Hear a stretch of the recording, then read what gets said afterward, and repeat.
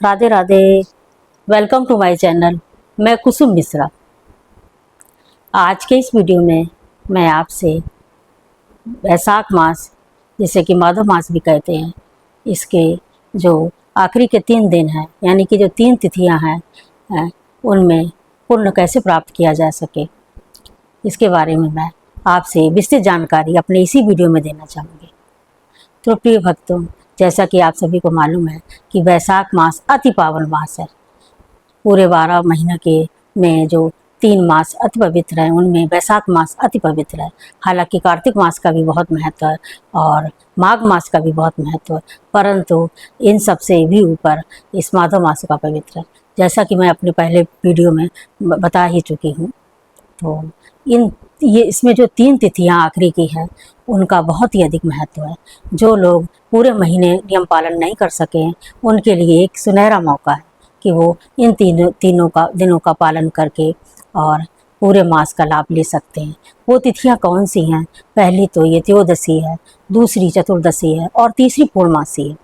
तो त्योदशी और चतुर्दशी और पूर्णमासी को भगवान हरि विष्णु का आशीर्वाद प्राप्त है, क्योंकि जैसा कि आप सभी को मालूम होगा कि इस मास के आखिरी 5 दिनों में, मतलब कि एकादशी वाले दिन अमृत कलश उत्पन्न हुआ था और दूसरे दिन द्वादशी वाले दिन मोहिनी रूप धारण किया था भगवान विष्णु को, और त्योदशी वाले दिन अमृत उन्होंने बांटा था, और चतुर्दशी वाले दिन चतुर्दशी वाले दिन उन्होंने दैत्यों का संहार किया था, और आखिरी पूर्णमासी वाले दिन हरि विष्णु ने देवताओं का वापिस उनका राजपाट वापिस कर दिया था। तो ये ऐसे ही बहुत अति पावन तिथियां हैं।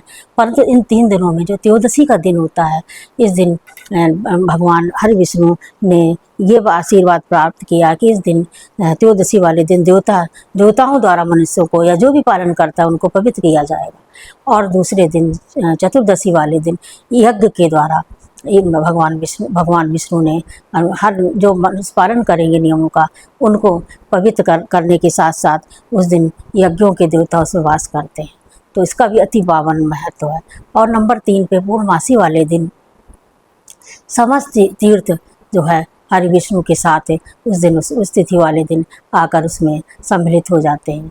तो इन तीनों दिनों का अति पालन अवश्य करना चाहिए।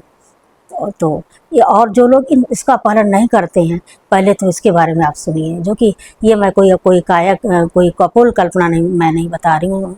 ये पुराणों में लिखा हुआ है, जो कि मैंने अपने गुरुओं और अपने अध्ययन में से पढ़ा हुआ है।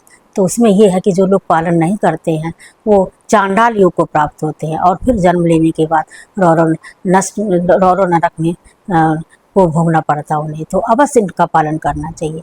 और जो लोग पालन करते हैं उनके लिए भी पुराणों में लिखा है कि चाहे पहाड़ समान जिन्होंने पाप किए हों, या ब्रह्म हत्यारा हो, या सुरापान भी करता हो, अगर इन नियमों का पालन करता है तो उसके सारे पाप नष्ट होकर वो देवतुल्य हो जाता है। तो इन नियमों का अवश्य पालन करते रहना चाहिए।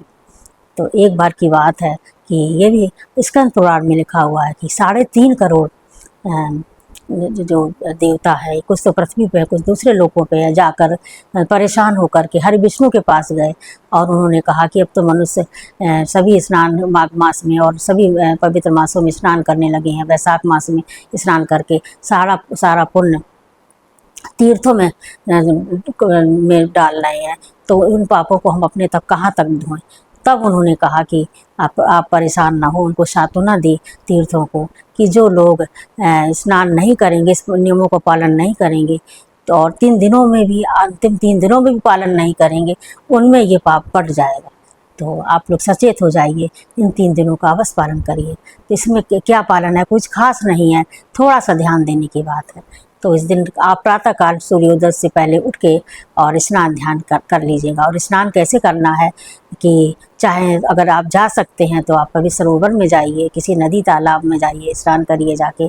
अगर नहीं जा पा रहे हैं किसी कारणवश, तो घर में ही अपने बाल्टी को धो के पहले गंगा जल मिलाइए, उसमें शुद्ध जल मिला करके आप स्नान करिए, और पवित्र कपड़े पहन के एक तांबे के पात्र में पहले गंगा जल, फिर शुद्ध जल और काले तिल, सफ़ेद पुष्प और थोड़ा सा अगर मिल जाए तो कुशा डाल करके आसन बिछा के सूर्य के सम्मुख ज़मीन में बैठ जाइए।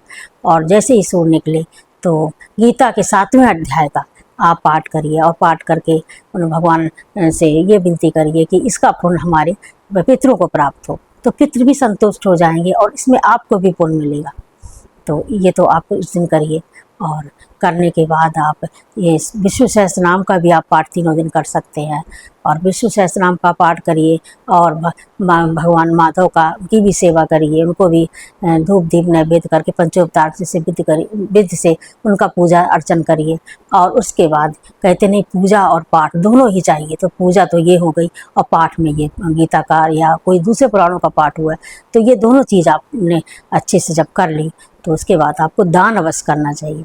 और दान क्या करना है कि दान इस महीने में जल का विशेष महत्व है कि भगवान माधव इस मास में जल में निवास करते हैं, इसलिए जल का दान करिए जितना भी हो सके। और चावल और दही का अवश्य दान करिए, चावल का और दही का इसका करिए।